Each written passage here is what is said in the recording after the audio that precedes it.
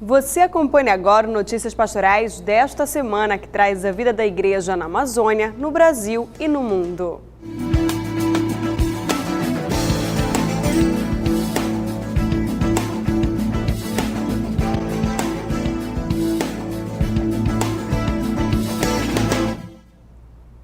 Olá! Começamos o programa de hoje revendo como foi a vigília de Pentecostes na Arquidiocese de Belém.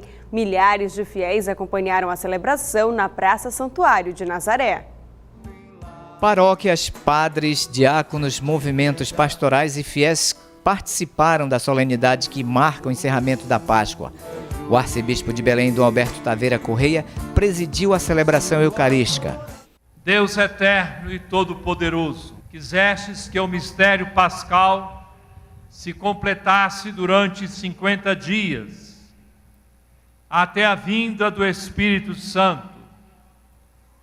Fazei que todas as nações dispersas pela terra, na diversidade de suas línguas, se unam no louvor do vosso nome, por nosso Senhor Jesus Cristo, vosso Filho, na unidade do Espírito Santo. A missa foi concelebrada pelos dois bispos auxiliares, Dom Teodoro Mendes e Dom Irineu Roman, pelo arcebispo emérito de Belém, Dom Vicente Zico, e por todos os vigários episcopais da arquidiocese. Velas acesas e a consagração a Nossa Senhora de Nazaré marcaram o final da celebração.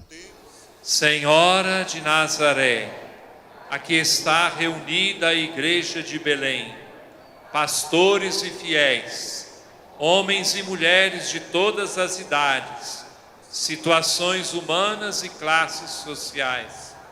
Estamos diante do Santuário Mariano de nossa Arquidiocese, a Basílica de Nazaré. Contigo acolhemos a boa nova do Evangelho. Olhamos para ti e te entregamos confiantes todas as pessoas que aguardam o anúncio do nome de Jesus Cristo. A vigília de Pentecostes é um dos eventos mais importantes do calendário litúrgico cristão e este ano teve como tema Recebam o Espírito Santo. Bendito seja o nome do Senhor. Agora e sempre. A nossa proteção está no nome do Senhor. E pela intercessão da bem-aventurada Virgem Maria, abençoe-vos o Deus Todo-Poderoso, Pai, Filho e Espírito Santo.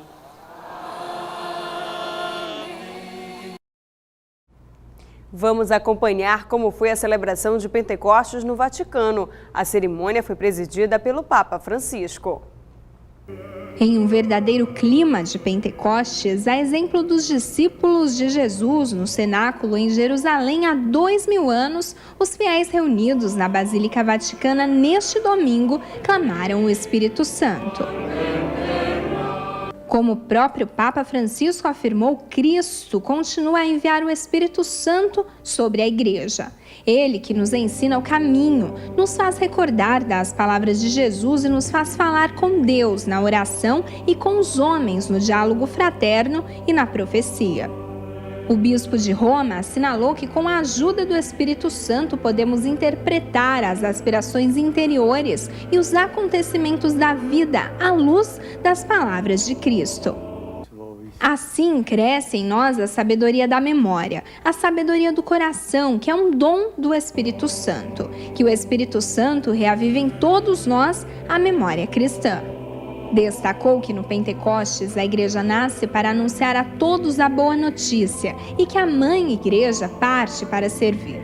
Se recordou de Nossa Senhora, Mãe que também partiu com prontidão para servir. No Regina Coeli, além de pedir orações pelo encontro com os presidentes da Palestina e de Israel aqui no Vaticano, Papa Francisco afirmou que a igreja que nasce com o Pentecostes é uma igreja que surpreende, uma igreja que sai e que não fica presa em seus comodismos. Os discípulos foram revestidos de poder do alto e começaram a falar com a coragem e a liberdade do Espírito Santo. A igreja de Pentecostes é uma igreja que não se resigna a ser inócua, elemento decorativo. É uma igreja que não hesita em ir para fora, ao encontro das pessoas, para anunciar a mensagem que lhe foi confiada, embora essa mensagem perturbe e inquiete as consciências. E no próximo dia 21, às 19 horas, na paróquia de Santa Cruz, acontece a ordenação diaconal do Ulisses Campos, que está aqui comigo. Ulisses, a gente sabe que para chegar a este momento, vocês passaram por uma longa caminhada dentro do seminário. Fala pra gente como é que foi essa experiência para você. Bom, a experiência é comunitária, a experiência é de doação. Tudo aquilo que a gente vai viver a nível de paróquia, a nível do diaconato, já recebemos os primórdios, a preparação no seminário. Então é muito importante que a gente tenha consciência daquilo que vamos abraçar, para que toda a nossa convivência no seminário seja em prol dessa preparação que vai nos dizer aquilo que devemos fazer no ministério. Agora, devido à importância deste dia para você, você escolheu um lema para essa sua ordenação diaconal. Fala dele para a gente. Quem nos separará do amor de Cristo? Romanos 8:35. Minha vida toda foi em busca desse amor. E desse amor que é capaz de abraçar esse Deus que é amor e capaz de vivenciar este amor. De tal forma que, vivenciando este amor, encontrando esse grande tesouro, nada do que pode acontecer em nossa vida nos separará deste amor. Ulisses, esse momento dessa ordenação diaconal, ela é transitória para você? Você pretende seguir a caminhada? É transitória porque nós vamos, no dia 6 de dezembro, nos preparar para a ordenação presbiteral. É uma preparação onde o próprio munus do diácono, que é o serviço, o altar e a palavra, terá que ser encarnado em nossa vida. Ou seja, a gente que já participa do sacerdócio de Cristo, a gente é convidado a espelhar esse Cristo na comunidade. Eu peço, Ulisses, para que você convide quem está nos acompanhando a participar dessa sua ordenação, principalmente essas pessoas que participaram do seu trabalho. Sim. Convido todo o seminário, convido a minha paróquia de origem, que é Santa Cruz, convido as paróquias pelas quais eu passei nos finais de semana durante esses anos de preparação, que foi Aparecida, Benfica e São Vicente de Paulo. E agora, atualmente, na paróquia Santo Afonso de Ligório, na Pratinha. E convido também, eu que passei por uma comunidade chamada Família de Nazaré, até convido aqueles que conviveram comigo, então, a estarem todos lá presentes, já que o carinho, o que a gente vivenciou, o amor, a doação, a evangelização foi muito maior, no sentido de nos preencher. Com certeza, Ulisses. Obrigada pela sua presença aqui no Notícias Pastorais. A gente deixa o convite, então. A ordenação diaconal do Ulisses acontece no próximo dia 21, às 19 horas, na paróquia de Santa Cruz. E agora a gente vai acompanhar como foi a vigília de Pentecostes no Distrito Federal, que reuniu mais de 1 milhão de pessoas. A comemoração de Pentecostes aconteceu durante uma semana inteira, com missas todos os dias. Houve momentos de emoção, de euforia, mas sobretudo de oração. Algumas autoridades também estavam presentes. Nas palavras do padre Moacir Anastácio, que organiza as comemorações, a festa convida os fiéis a se revigorarem com a força de Deus, lembrando o dia em que o Espírito Santo desceu sobre os apóstolos. Ontem foi consagrada a terceira vela. A promessa revelada pelo padre é a de que o milagre acontecerá quando os fiéis acenderem as 3 velas que foram consagradas à Santíssima Trindade. Ao final da missa, após a adoração, o sacerdote conduziu um momento de oração pela Copa do Mundo. Que o Senhor vos abençoe com o nome do Pai, do Filho e do Espírito Santo. Amém. Em Jerusalém aconteceu o Congresso Internacional de Pentecostes. Foram 3 dias de atividades com manifestação do Espírito Santo. Foi o testemunho de uma multidão caminhando pelas ruas da cidade antiga, na procissão que já é uma tradição no Congresso. De um lado, as luzes dos carros e da cidade. Do outro, as tochas e velas, passando pelo mercado árabe até a Basílica do Getsêmani, para uma noite de vigília. O congresso, que durou 3 dias, terminou no domingo de Pentecostes. Muita festa, muita alegria no encerramento do Congresso Internacional de Pentecostes em Jerusalém. Mas foi no auditório do Instituto Notre Dame que tivemos momentos intensos de oração, palestras, homilias e muitas manifestações de alegria e de louvor a Deus. Para as pregações, as presenças de Prado Flores e Ângela da Escola Evangelização Santo André, Pet Mansfield e Kátia Zavares, da Renovação Carismática Católica, Gilberto Barbosa, o idealizador do encontro, Luzia Santiago e Wellington Jardim, Padre Fabrício Andrade, Padre Fábio de Melo, Padre Reginaldo Manzotti e Padre Jonas Abib, que presidiu as celebrações eucarísticas e lançou um apelo. A renovação precisa continuamente renovar-se. E a grande graça que Deus tem para a renovação carismática é o renovar-se. Viver o Pentecostes aqui é viver essa experiência gratificante de estar com Jesus, com os apóstolos, com Maria em cenáculo. E aqui nós estamos como igreja. Desde a primeira edição do Congresso, é rica a participação também de outros países. Este ano, Portugal, Canadá e Angola, que sempre encanta a todos com suas manifestações culturais. Nas palavras dos pregadores, o Espírito Santo é criativo e se manifesta de diversas formas, na alegria e no louvor a Deus, com os vários gestos. Esta graça que eu recebi, mamãe. Essa semana também foi de homenagens ao Divino Espírito Santo. No Vale do Paraíba, a cultura popular ganhou as ruas durante a festa dedicada ao Divino Espírito Santo. Vermelho é a cor que predomina nessa época em São Luís.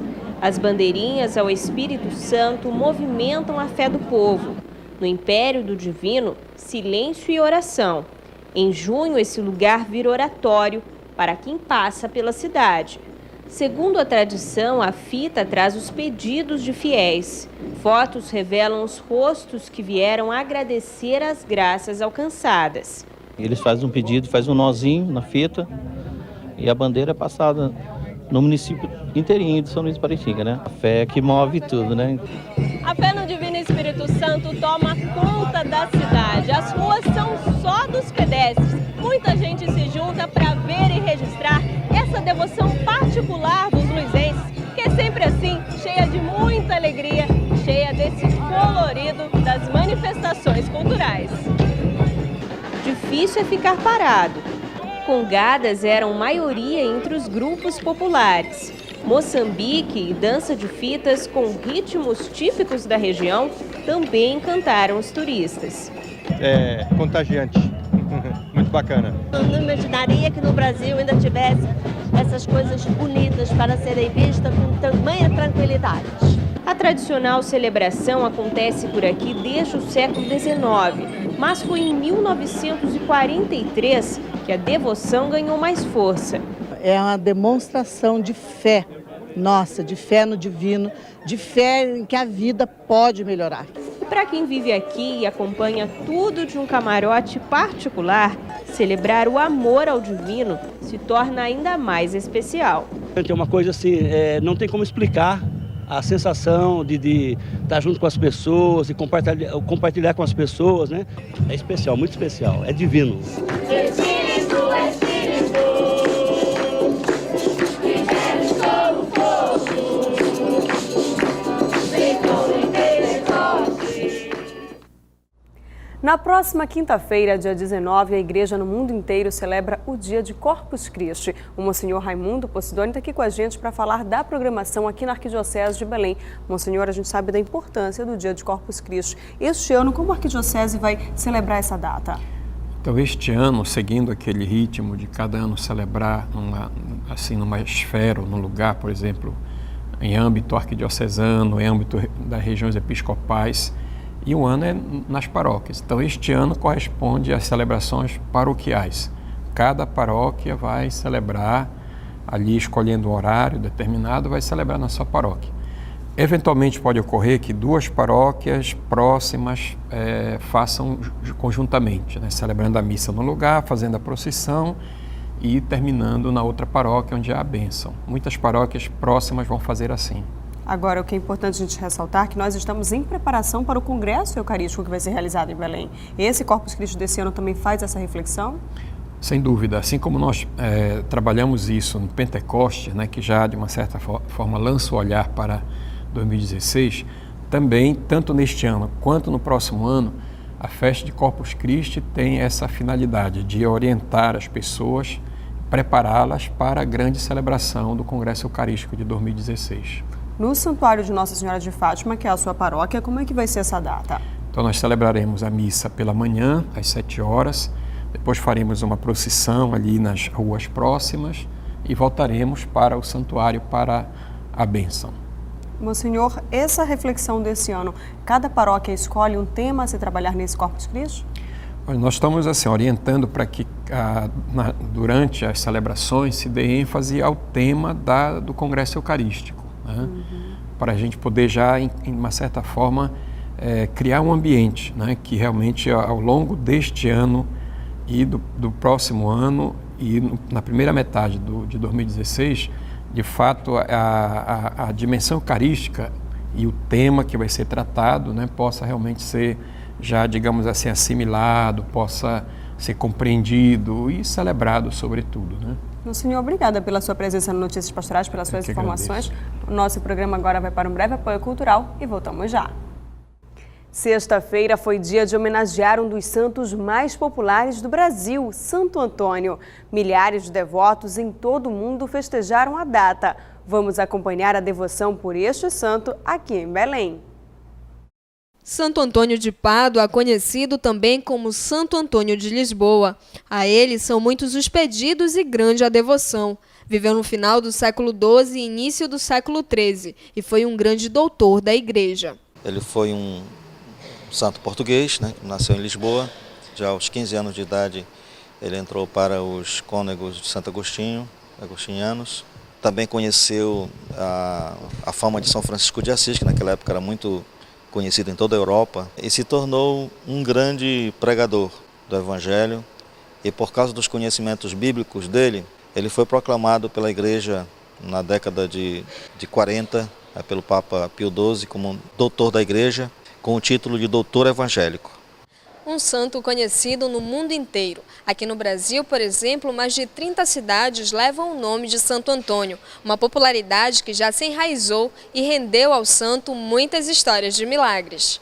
A explicação para a popularidade de Santo Antônio dizem que se deve especialmente à influência dos portugueses, né? Porque até o século XV, provavelmente ele era muito conhecido na Europa, mas se tornou conhecido pelo mundo afora por causa da expansão dos portugueses, né, o Império Colonial Português. Santo Antônio possuía uma excelente memória e muitas pessoas, ao perderem o objeto, pedem ajuda ao santo para encontrá-lo. Dona Josefa aprendeu com a mãe que, se o pedido for feito com fé, o santo atende. Quando você perde alguma coisa, aí você diz para ele assim: Santo Antônio, se você achar tal objeto, eu vou dar 3 pulinhos. E funciona. A senhora aprendeu isso com a sua mãe? Foi, com a minha mãe, minha avó e os parentes de antigamente, viu? Eu me lembro, por exemplo, da minha avó, e quando ela perdia alguma coisa, ela colocava o Santo Antônio na frente do oratório dela, acendia uma vela e fazia o pedido, o responsório de Santo Antônio. E normalmente ela conseguia encontrar o que ela tinha perdido. Yara aprendeu a devoção ao santo com a mãe. Hoje ela realiza em casa a trezena de Santo Antônio. Na família, é grande o número de histórias relacionadas a essa devoção. Mãe devotíssima de Santo Antônio, a ponto de quando ela teve a última filha, a caçula, Célia, ela resolveu que o padrinho dela deveria ser Santo Antônio. Então a minha tia era a madrinha e o padrinho era Santo Antônio.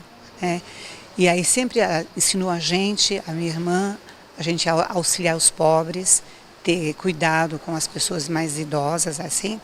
e que a gente fosse bastante generoso, porque Santo Antônio faz qualquer coisa para a gente, mas a gente precisa também de fazer o que ele pede. Mas o santo, segundo a crença popular, não ajuda somente a encontrar objetos perdidos. Arrumar casamentos é outra de suas muitas habilidades. Tem uma história muito famosa, a história de uma moça da nobreza, né, que era uma moça nobre, mas a família dela era pobre. Então, a mãe, querendo arrumar o dote do casamento, ela propôs à filha dela que se prostituísse para arranjar o dinheiro para formar o dote do casamento dela. E a moça ficou muito triste, né? Claro, não aceitou essa proposta e foi para a igreja. E diante da imagem de Santo Antônio, ela fez uma oração pedindo que Santo Antônio ajudasse, livrasse daquela desonra, né? Então, conta a história que Santo Antônio estendeu a mão e entregou um bilhete para ela, né? No bilhete estava escrito, assim, dando uma orientação para ela ir a um certo comerciante da cidade, rico, deveria propor a ele que colocasse aquele bilhete na balança e desse a ela o peso em moedas, né, daquele bilhete. O comerciante riu, né, até fez gozação, né, do pedido da moça, mas ele disse, mas eu vou colocar, já que Santo Antônio está pedindo, eu vou colocar o seu bilhete na balança. Colocou o bilhete no prato e começou a colocar moedas, né. Quando chegaram as 400 moedas, né, que eram o preço do dote, aí a balança pendeu para o lado do bilhete, né. Mas as histórias não param por aí. Santo Antônio também é reconhecido pela fartura dos alimentos e a bondade de compartilhá-los com quem precisa. Que Santo Antônio teria um dia dado todos os pães da despensa do convento, e quando o frade encarregado foi procurar pães para a refeição dos próprios frades, não encontrou mais, né? Ele foi lá com Santo Antônio correndo e disse, olha, não tem pão, acho que roubaram todos os pães da cozinha. Aí Santo Antônio riu, sorriu para ele e disse, não, vá lá verificar direitinho se você não está enganado. O encarregado voltou à despensa e, para surpresa dele, os cestos estavam abarrotados de pães, né? Aí tem a ideia dos pãezinhos que você coloca na lata de farinha, na vasilha de arroz, de que Santo Antônio não vai deixar faltar, né, o pão na casa de quem é capaz de partilhar o pão com os pobres. Santo Antônio que está junto a nós, nos ajuda a plantar um mundo novo, onde a paz, a justiça e a verdade. Em Belém, as 3 paróquias dedicadas a Santo Antônio estiveram em festa. Na sexta-feira, Dom Alberto Taveira, arcebispo de Belém, presidiu logo pela manhã missa solene na Igreja dos Capuchinhos. A celebração reuniu devotos de todas as partes. A paróquia de São Francisco de Assis tradicionalmente promove homenagens a Santo Antônio. Com muito pão nas mãos, os devotos receberam as bênçãos do arcebispo de Belém, Dom Alberto Taveira.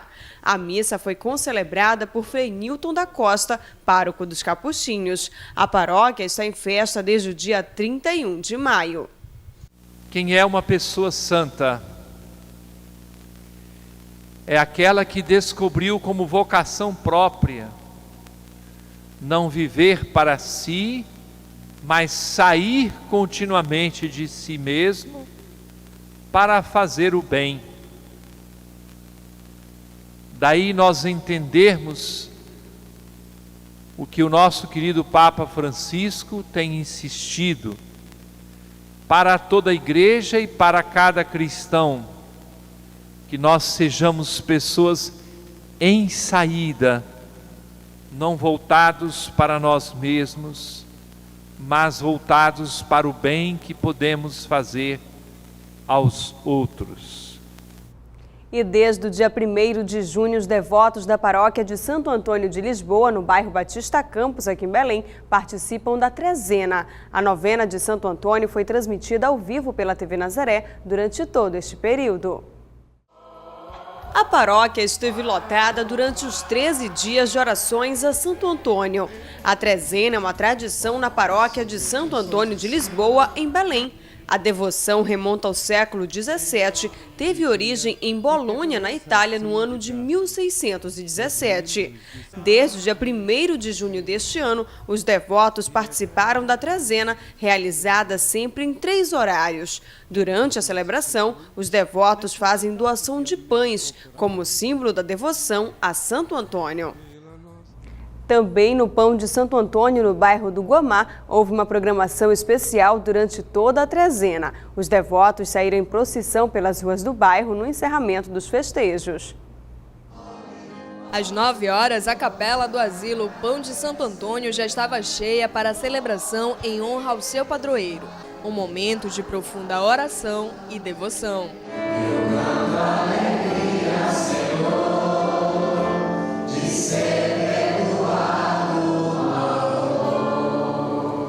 Deus Todo-Poderoso, tenha compaixão de nós, perdoe os nossos pecados. A missa foi presidida pelo arcebispo metropolitano de Belém, Dom Alberto Taveira Corrêa. Celebrar os santos é reconhecer a coragem de viver de uma forma diferente, viver em saída de si mesmo para o bem dos outros. Os santos são sempre um dom de Deus para todos nós. Eles foram dados como modelos, como intercessores, como pessoas que levaram o Evangelho a sério. Por isso eles são tão amados, passam as gerações e os santos são reconhecidos e valorizados. E de forma muito especial, Santo Antônio, ele é um dos santos de maior devoção do meio do povo de Deus. Aí a gente entende essa alegria aqui no Pão de Santo Antônio. Deus abençoe a todos e que ele rogue a Deus por nós no céu. O serviço aos outros visto em Santo Antônio é praticado nesta instituição que nasceu no coração da igreja. Esse trabalho de amor, de carinho, de doação e de amizade também que sempre fica, né? Dia em que se celebra Santo Antônio e dia em que se celebra a vida. Hoje é aniversário de Andressa. Quando tem a missa, a gente vai em procissão todo ano para pedir a bênção do Santo Antônio. Primeiro aniversário com ela, muito especial. Santo Antônio é um dos santos mais queridos e de maior devoção em todo o mundo. Recebeu de Deus 2 missões muito importantes: ser insigne pregador da palavra e intercessor junto ao povo de Deus. E é por ser intercessor que Dona Isaura faz um pedido especial ao santo. O que eu peço muito a ele é a união das famílias e que ele olhe essas crianças que estão abandonadas no mundo. Neste final de semana tem início os festejos em honra a São João Batista em Coraci. O padre Maurício Henrique está aqui com a gente para dar detalhes dessa festa. Padre, fala para a gente, foi um momento de intensa preparação, mas agora já estão na reta da festividade. Qual é o sentimento da paróquia nesse momento? Com certeza, é com muita alegria que a paróquia celebra a sua festividade neste ano de 2014. E com o tema João Batista, uma vida toda voltada para Cristo. Nós queremos levar a comunidade a refletir a exortação apostólica do Papa Francisco, a última exortação, Evangelii Gaudium, e por isso vamos trabalhar durante toda a festividade, iniciando neste final de semana até o dia 24, dia de São João Batista, vamos refletir a exortação. E fale para a gente, padre, como é que foi pensado esses dias de festa, como é que vai ser essa programação? Pois então, o centro da festividade é a celebração eucarística. Então, todos os dias teremos a Santa Missa às 19 horas, celebrada por padres que já passaram pela paróquia, ou foram párocos, vigários, e também pelos 3 bispos, Dom Alberto, Dom Teodoro e Dom Irineu. A centralidade, então, é a celebração eucarística com arraial depois de cada celebração. Agora, no grande dia do padroeiro, como é que vai ser esse dia de festa? No dia 24, teremos a missa às 18 horas, a missa de encerramento e no dia de São João Batista, mas a procissão acontecerá no dia 22, domingo, dia 22, às 17 horas, seguida depois da Santa Missa. Agora, é importante a gente ressaltar, padre, que a festividade desse ano ela tem um objetivo muito específico, né? Então é por isso que as pessoas devem participar. Fala pra gente, vocês estão com um projeto especial? Com certeza. Primeiro, uma festividade, uma paróquia é um tempo de muita graça. É o momento em que toda a comunidade faz aquela experiência mais intensa da vida em comunidade em torno da Eucaristia, vai retornando também ao sacramento da reconciliação, vai renovando o sacramento da confissão e se encontrando com o Senhor na Eucaristia. E neste ano, nós estamos trabalhando no projeto de reforma da nossa igreja, do nosso templo, uma reforma que irá até 2016, porque começamos com o telhado, estamos agora na campanha do piso, trabalhando o presbitério, a casa paroquial. Então a festividade toda também é voltada para a reconstrução do nosso templo. Padre Maurício, eu agradeço sua presença aqui e deixo o convite para todos que estão nos assistindo que quiserem participar e ajudar, contribuir com a paróquia de São João Batista em Nossa Senhora das Graças, que fica localizada em Iquaraci. O nosso programa agora vai para um breve apoio cultural e a gente volta já. A comunidade do Sagrado Coração de Jesus está em preparação para a festividade que acontecerá entre os dias 21 e 29 deste mês. A programação contará com texto da alvorada às 6 da manhã e estudos às 19 horas. Este ano, o tema dos festejos é Inspirados no Coração de Jesus, Cuidemos da Vida e Missão da Igreja. A comunidade é vinculada à Basílica de Nazaré. E a paróquia do Sagrado Coração de Jesus, localizada no Distrito Industrial de Ananindeua, realizará festividades de 20 a 29 com o tema Envia-nos para anunciar a libertação. A partir desta segunda-feira, dia 16, será realizado o retiro paroquial, sempre das 19 às 21 horas. E este ano a Igreja da Santíssima Trindade completa 210 anos de existência. O Jubileu de Ouro é comemorado na paróquia. Eu conversei com a irmã Ângela Tutas, que escreveu um livro sobre a história da igreja. Nesses 200 anos de evangelização comemorado pela Paróquia da Santíssima Trindade, a gente não pode deixar de conhecer um pouco dessa história, saber os fatos que marcaram esses 200 anos, esse Jubileu de Ouro, que é comemorado em 2014. A irmã Ângela Tutas, que está aqui comigo, ela lança este ano um material especial sobre a Paróquia da Santíssima Trindade. Irmã, por que lançar esse livro especial em homenagem à Trindade, que conta aí os fatos, a história dessa paróquia? O livro sobre o perfil da Paróquia da Santíssima Trindade, ele surgiu como fruto de uma pesquisa para a convalidação dos estudos que realizei pela Faculdade de Taubaté, em São Paulo, e marca do trabalho missionário que estou deixando nessa Paróquia da Santíssima Trindade e que comecei em 2006 até hoje. O objetivo dessa pesquisa é reconstituir toda a história da paróquia desde a sua criação, começando com as plantas da igreja e apresentando a realidade que a igreja vive até hoje. Nos 200 anos de existência da paróquia da Santíssima Trindade, vários líderes religiosos se passaram, e entre eles 3 que mais se destacam, que é o Monsenhor Miguel Inácio, o Monsenhor Geraldo Menezes e o Padre Ronaldo Menezes. Através deles, nós podemos descobrir a importância da Igreja da Santíssima Trindade na evangelização da cidade. Agora, irmã, além desse trabalho, da publicação desse livro sobre essa história da Santíssima Trindade, devido a essa sua forte ligação com a paróquia, a senhora também deixa outras marcas do seu trabalho? Além do livro sobre o perfil da Paróquia da Santíssima Trindade, aqui nessa igreja, uma das marcas que deixei em 2006 foi o painel sobre o ícone da Santíssima Trindade, que está ali no meio do altar, tendo embaixo ao lado o patriarca Abraão e Sara, inspirado na visita dos 3 anjos a Abraão e Sara no Antigo Testamento. Essa pintura foi realizada junto com uma amiga, a amiga Nazaré. Nós tivemos a ideia de colocar essa pintura aqui na igreja porque o altar-mor estava vazio, e para enriquecer essa igreja também com uma arte. Quem quiser acompanhar agora, continuar revivendo essa história, pode ser através do seu livro. O lançamento já acontece nesse domingo. Vamos convidar quem está nos assistindo para participar. O lançamento acontece domingo, dia 15, festa da Santíssima Trindade. Eu fiquei muito emocionada porque o lançamento desse livro coincida com uma festa tão importante. Isso mostra para mim o quanto a Santíssima Trindade está me acompanhando nesse trabalho de missionária e de religiosa aqui na cidade de Belém. O lançamento logo após a missa das 18 horas, no Salão Dom Vicente, Zico e todos seus convidados. Também o livro será disponível nas livrarias Pacatatu e Paulus, daqui da cidade de Belém.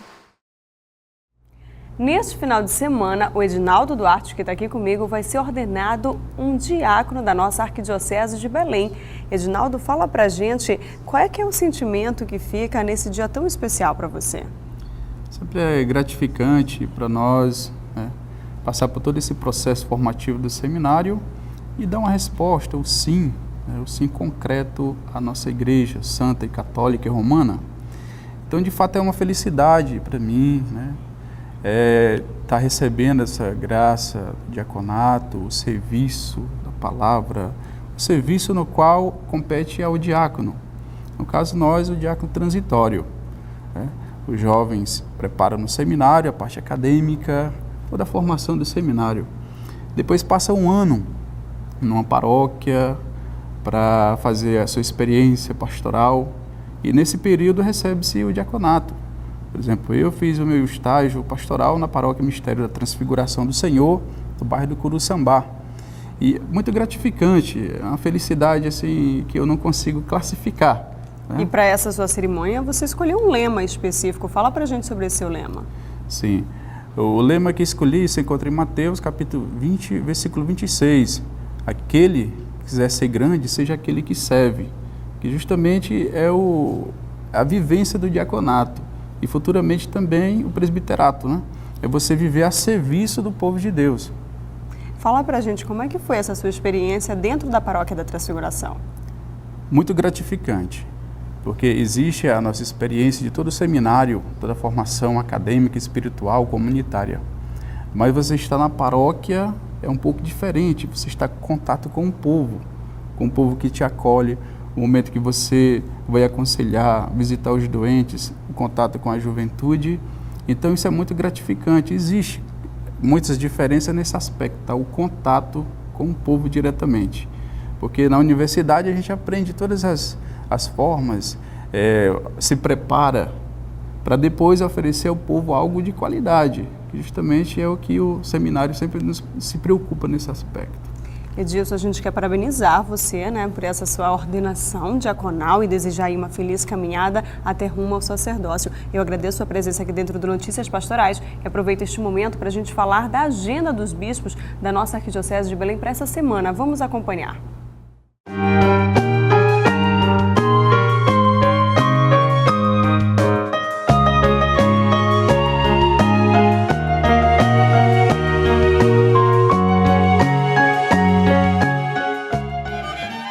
Na segunda-feira, dia 16 de junho, às 5 da tarde, Dom Alberto celebra missa e rito de admissão. Na terça-feira, 17 de junho, haverá encontro com os presbíteros às 11 da manhã e missa no Seminário São Pio X às 6 da tarde. Na quarta-feira, 18 de junho, Dom Alberto presidirá a missa no Carmelo de Santa Terezinha às 6h30 da manhã. E na quinta-feira, às 7 da manhã, a solenidade de Corpus Christi na Catedral Metropolitana de Belém.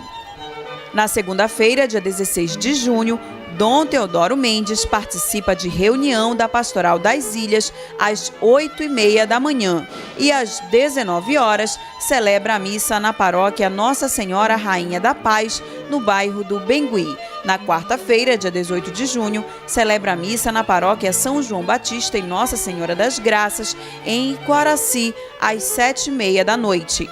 Na quinta-feira, 19 de junho, às 7 da manhã, participa da procissão de Corpus Christi, saindo da Igreja Santa Terezinha em direção à Igreja Santa Luzia, no bairro do Jurunas. Na quarta-feira, dia 18 de junho, Dom Irineu Romã celebra a missa na festividade do Santíssimo Redentor, na paróquia Santo Inácio de Loyola, no Icuí, Guajará, às 7h30 da noite. e na quinta-feira, 19 de junho, celebra missa e crisma na Igreja das Mercês, no bairro da Campina.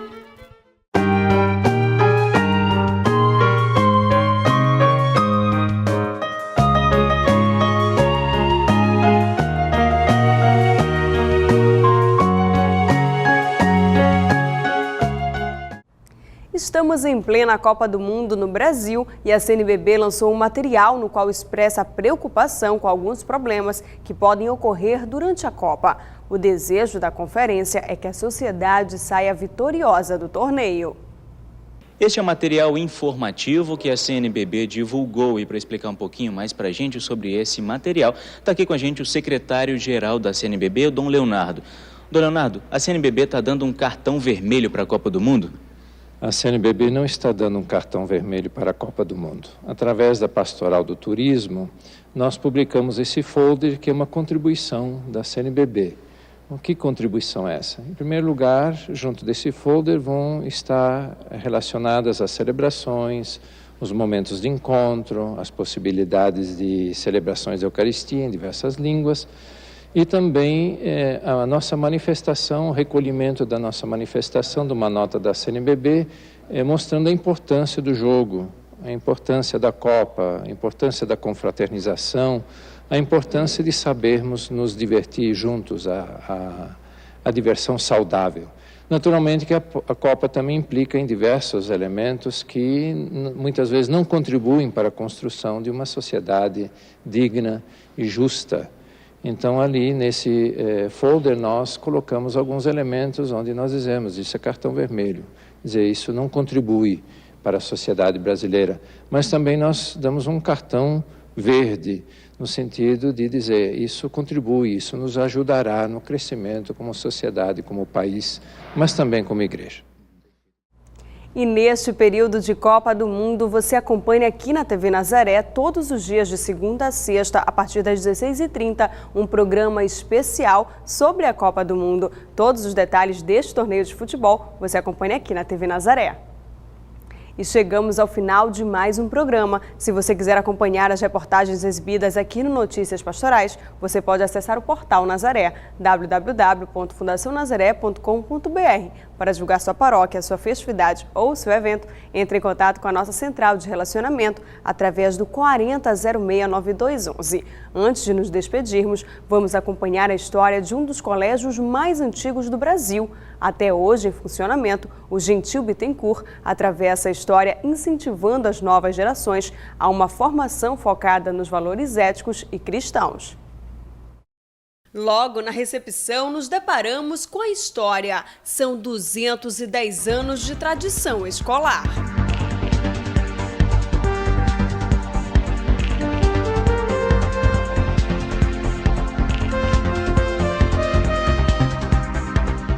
A sala do memorial é organizada por irmã Ana Clemes, uma gentiliana de coração que chegou no colégio aos 10 anos de idade e dedicou sua vida ao lugar.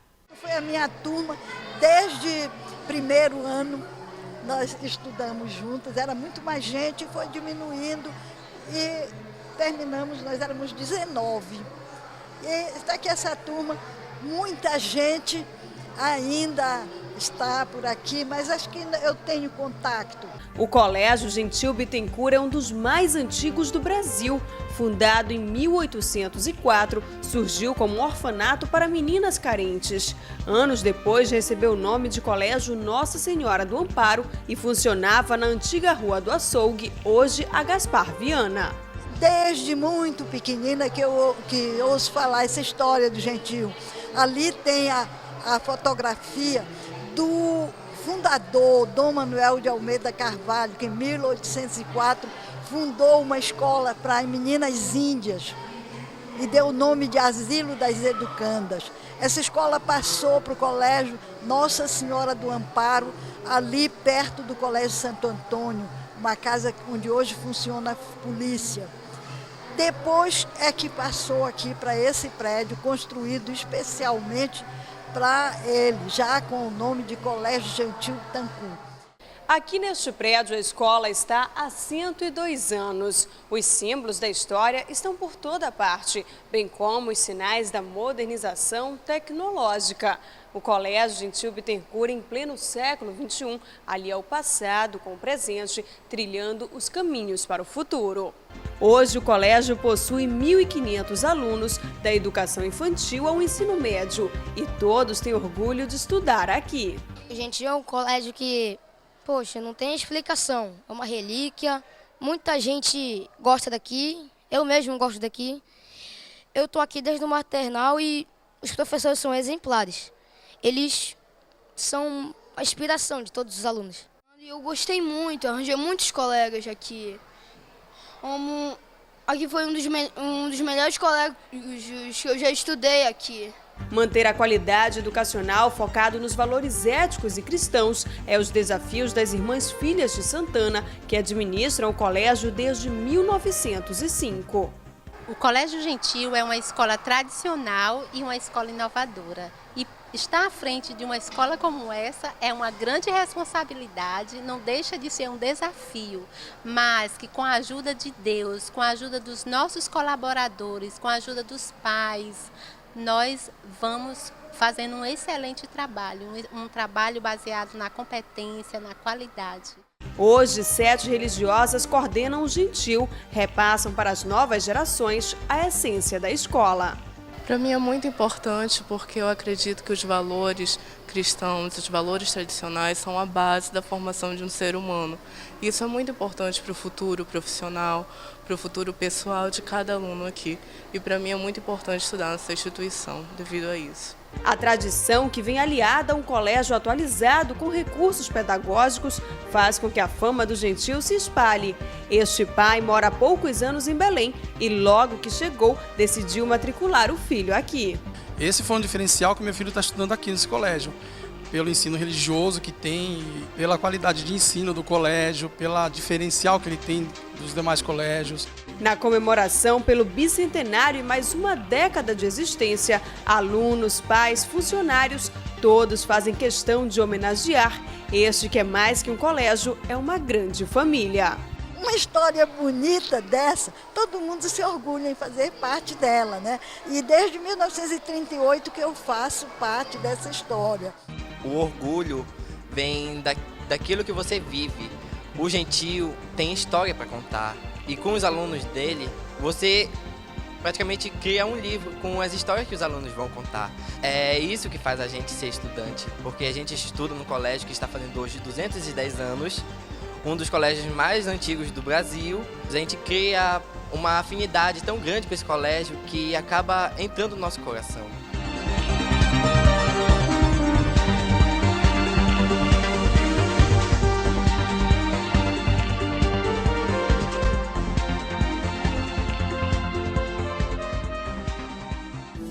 E a todos, obrigada pela companhia, um ótimo final de semana. A gente se encontra no próximo programa. Até lá!